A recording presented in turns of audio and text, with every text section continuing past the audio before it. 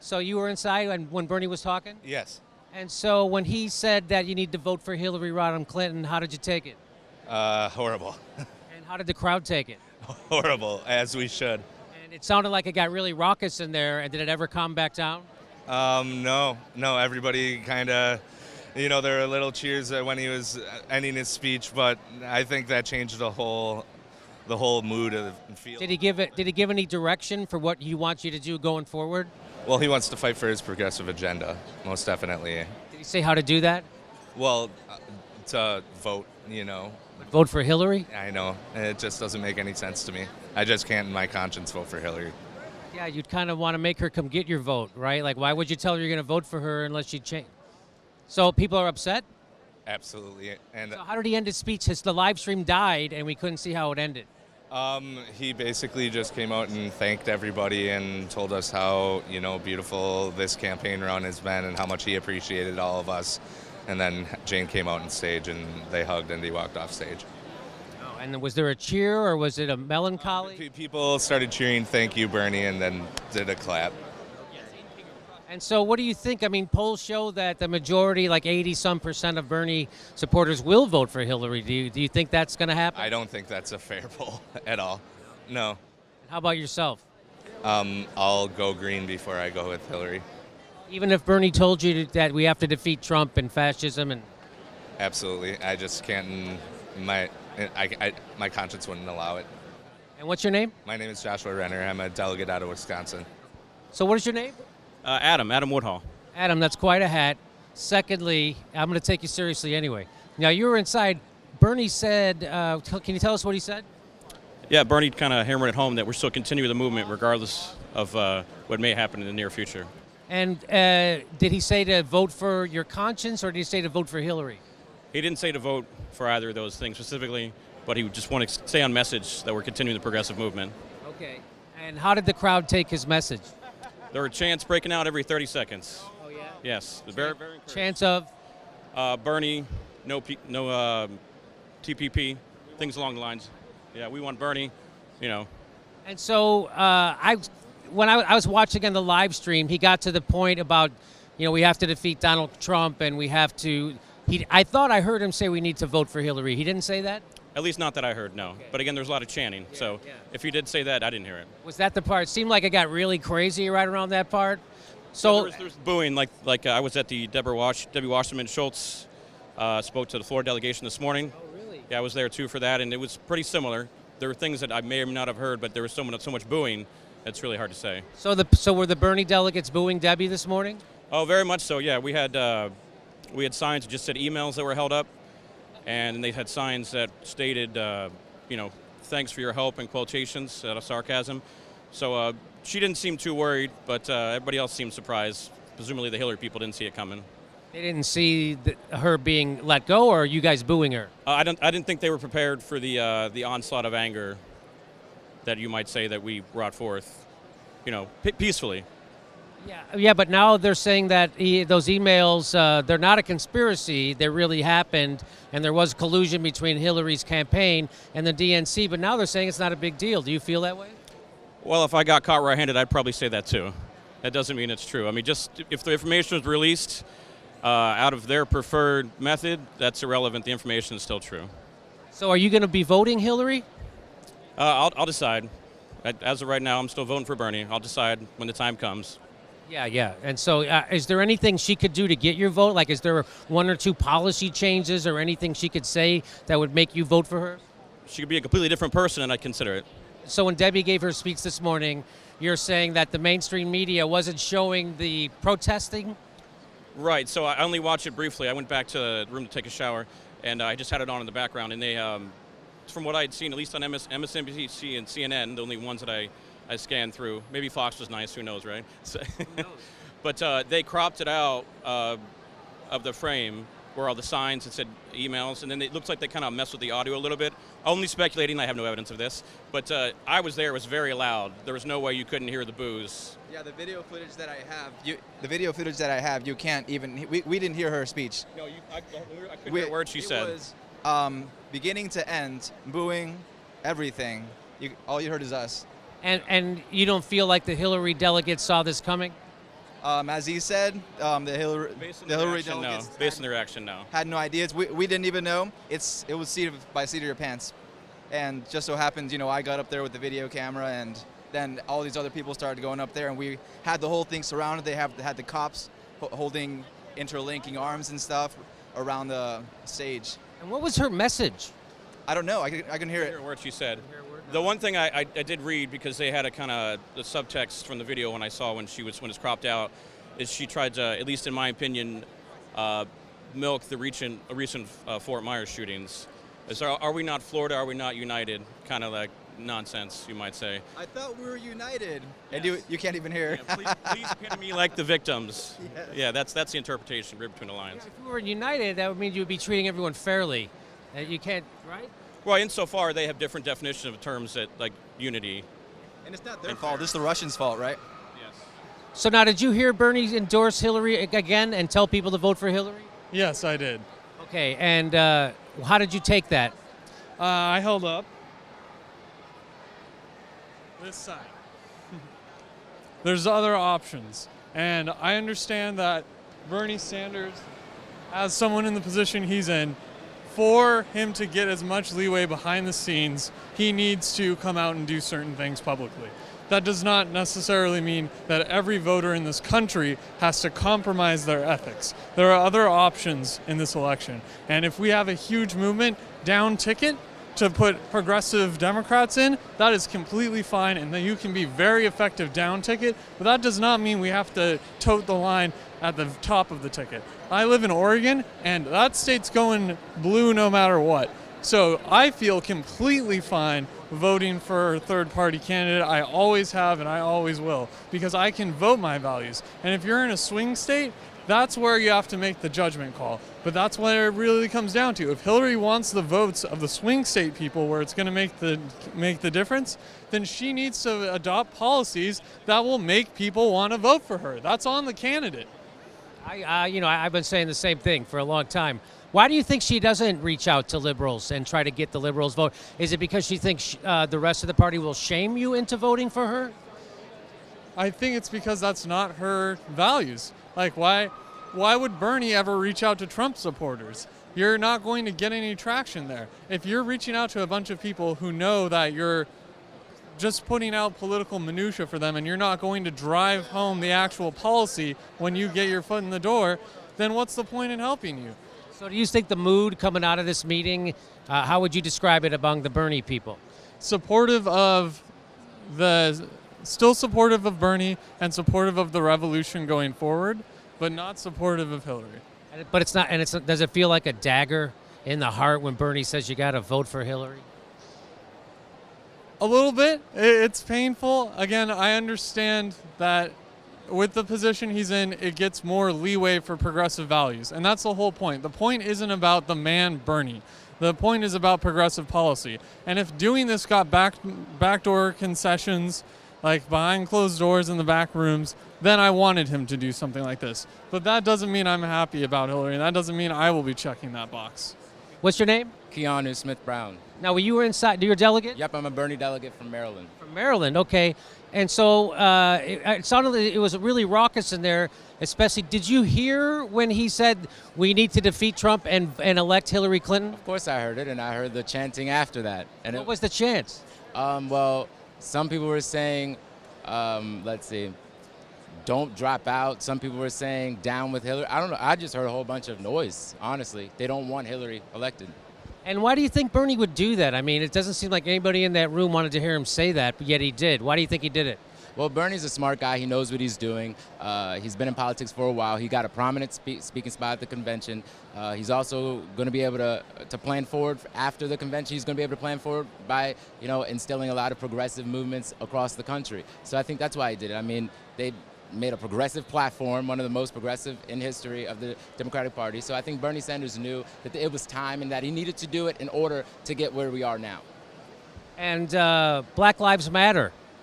So now, are you a member of Black Lives Matter? I'm not I don't really think there's a membership. I think it's just an overarching thing. There's a lot of people who support the movement, and I support the movement, so I have the sticker on, obviously. And so, what do you think when you see white politicians intentionally misunderstanding what Black Lives Matter means, and even mainstream news people kind of giving that a platform and not ever pushing back against it? It's seriously just probably the ignorance of them. They don't really understand it, so they don't speak correctly about it. But once they listen and once they understand it, I think they have a clearer view of what it's really about. It's not about saying all other lives don't matter, but it's about specifically saying that what's going on right now is not legal, it's not right, and it's not constitutional to be focusing on one race and shooting us. And it's just a lot that goes into that. It's a passionate issue that I have, but overall, I think it's a mindset thing. And once we get past that mindset thing, we'll be able to move forward from it. And do you think Bernie is there anything he could do to lose support of the Bernie delegates? Well, today I think he lost some support from the Bernie delegates by saying he's going for saying that we should vote for Hillary. But overall, Bernie has a great following. He has millions of people who vote for him, who believe in him. We trust him, and so. I don't think it makes a huge dent, but it definitely makes a dent in what happens and him saying that we should support Hillary Clinton. What is your name? Name's Ryan. Ryan, nice to meet you. You're from Texas? Close, Wyoming. Wyoming. Not really close, but you got the idea. You'd be surprised how many people have asked me that today. Yeah, okay. Well, it just looks Texas. It sure does. I just came from Cleveland. Everybody with a cowboy hat was from Texas. There you go. So now you heard him say that we have to defeat Trump and elect Hillary Clinton. How did that make you feel? I knew he was going to say it. I've been on his conference calls, and I've received emails from him because I'm the Bernie whip for my state. So I knew he was going to say it, but I also knew it wasn't going to go down well, and it didn't go down any better for me than it did for everybody in that room. And so did anybody boo him, or were they just chanting? They were booing, but they weren't booing him. I mean, nobody in that room would have been here today if they didn't like Bernie and then love Bernie.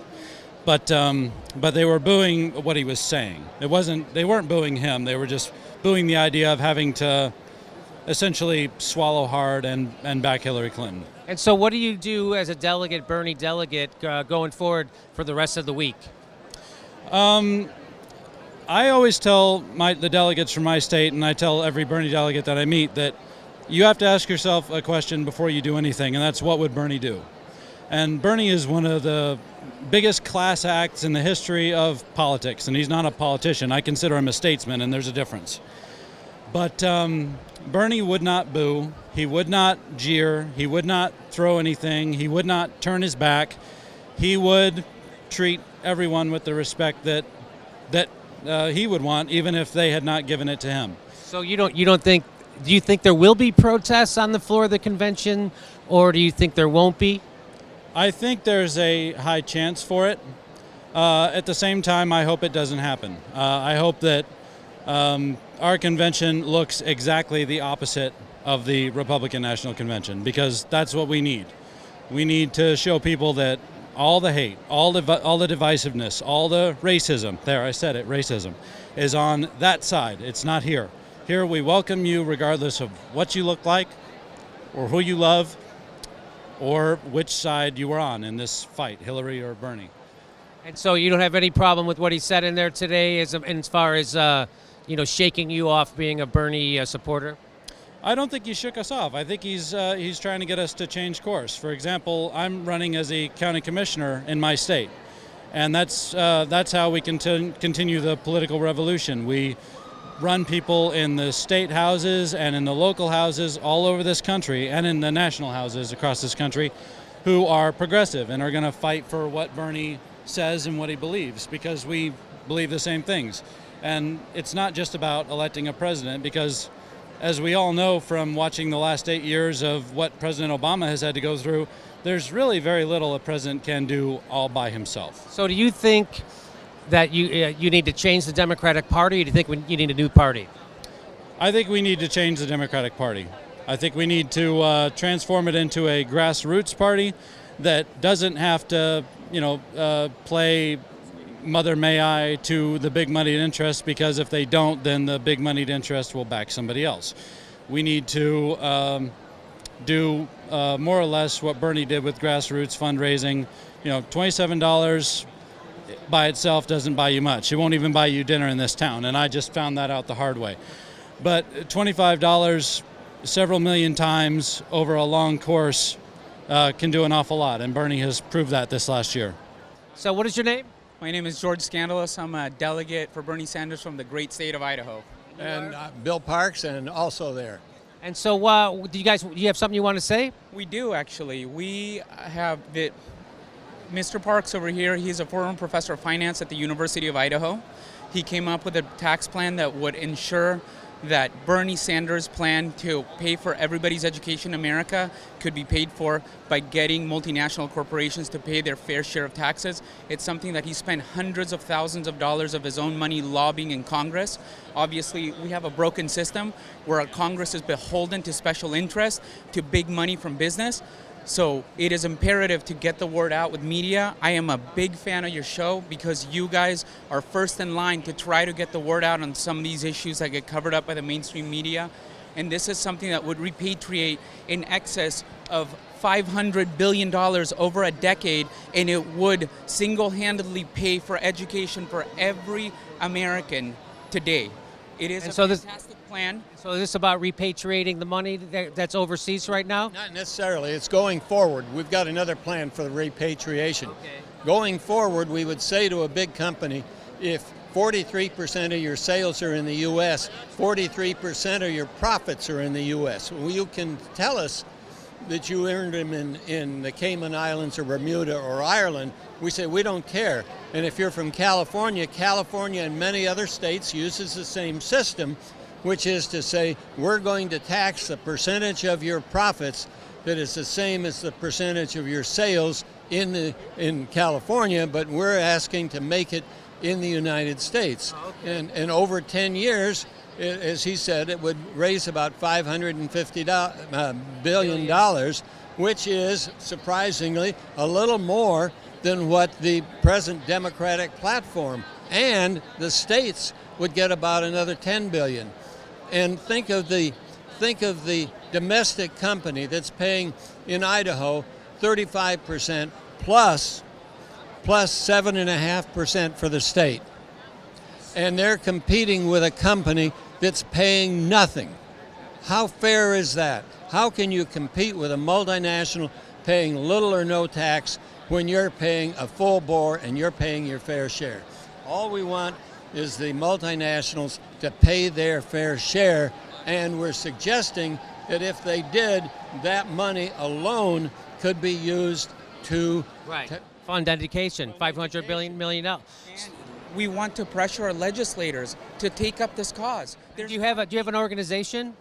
We do. It's salesfactor.org. I'll give you the information.